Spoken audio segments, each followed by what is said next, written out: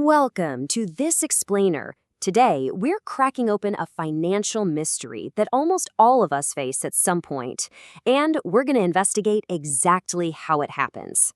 We're looking at the mechanics of lifestyle inflation, that weird phenomenon where earning more money doesn't actually mean you have more money. Let's figure out why. So picture this. It's Wednesday, the 15th. Payday. You check your phone, right? And you look at that number that just landed in your checking account, and hey, it's higher than it was last year. And yet, as you scroll past that notification, you feel something familiar. It's not relief. It's definitely not excitement. It's just this quiet, dull anxiety. Why? Well, because the number in your account and the number you owe to everyone else are moving in the exact same direction. Despite the raise, the gap between those two numbers hasn't changed at all. Section 1, the payday paradox. Section 2, meet Sarah. Okay, let's dive into this. The truly uncomfortable truth we're unpacking today is that getting a raise is absolutely not a guarantee of becoming rich. In fact, for most people, it's the very thing that ensures they never will be. To really wrap our heads around this trap, we need to meet Sarah. She's a 34-year-old marketing professional with a master's degree living in a mid-sized European city. She's earning 72,000 euros a year, which is just over 78,000 US dollars. Now, for her age and her profession, this is an excellent salary. Her income is well above the median. She makes a great living, doing everything right, which makes her the absolute perfect subject for our case study. But here's where the reality check hits hard. After taxes and pension contributions, her monthly take-home pay clears roughly 4,200 euros. Take a look at how absolutely massive that fixed cost slice is. 3,400 euros are eaten up immediately, right off the top. That leaves just a tiny sliver, under 800 euros for literally everything else. When we actually break down those fixed costs, you start to see her life on paper. Rent is taking up 1,500, a car lease for 480. Then, there's groceries, a student loan, a gym membership. It all adds up incredibly fast. Now, here is the real kicker to all of this. Last year, Sarah was only earning 64,000 euros. She actually just received an 8,000 euro raise. Section 3, the math of more. So an 8,000 euro bump is a very decent raise by any standard. So where on earth did the money actually go? To answer that, we just have to look at her lifestyle shift. See, last year, she lived in a smaller apartment and drove a fully paid-off used car. She ate out, maybe twice a week. But this year, higher rent, a much nicer leased car, a gym with a sauna, frequent dinners out. We naturally assume a raise changes our bank account, but what this brilliantly illustrates is that it usually just changes our lifestyle.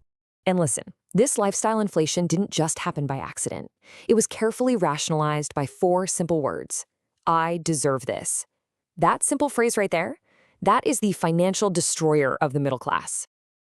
Now, what's really interesting about this slide is the reality of the math. An 8,000 euro raise sounds absolutely huge when your boss first tells you about it. But after tax, it actually only translates to roughly 480 extra euros per month. That's it. That is the actual extra cash flow she has to work with. Let's do the math line by line to really ground this abstract concept. What did she buy with that 480 euros? Well, her apartment upgrade added 200 euros. The new car lease, 300. Extra dining out is 150. The gym upgrade is 30, and a higher clothing budget is 50. These small, seemingly harmless monthly upgrades quickly added up to a total of 730 euros in brand new expenses. And guys, this right here is the trap. Her monthly raise after tax is 480 euros, but that second bar towering over it, that's her 730 euros in new monthly expenses. On a 480 euro raise, she's now 250 euros deeper in the red every single month.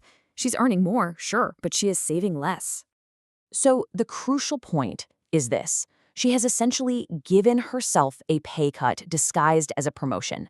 The raise didn't make her rich. It simply made her expenses richer. Section 4, the systemic illusion. Now, it'd be super easy to look at Sarah's personal budget and just, blame her choices. But actually scratch that. We need to zoom out. The truth is, the entire financial system around us is designed for this exact trap. The very moment your income goes up, financial institutions immediately swoop in to try and capture it. The bank suddenly offers you a larger mortgage, congratulating you that you now qualify for a €350,000 home loan. The dealership suddenly offers you a lower APR just to get you into a nicer car. Credit card companies automatically increase your spending limits without you even asking. What they're really doing is creating a highly effective illusion of wealth. They are giving you permission to spend a future that hasn't arrived yet. That is how the system captures your raise before it ever has the chance to turn into actual wealth. This builds into something permanent that we call the baseline shift. Step 1, you upgrade your lifestyle. Step 2, that new apartment and that new car, they just become your everyday normal. The novelty wears off. Step 3, your financial baseline has now moved up permanently, and you can't easily downgrade without feeling like you're failing.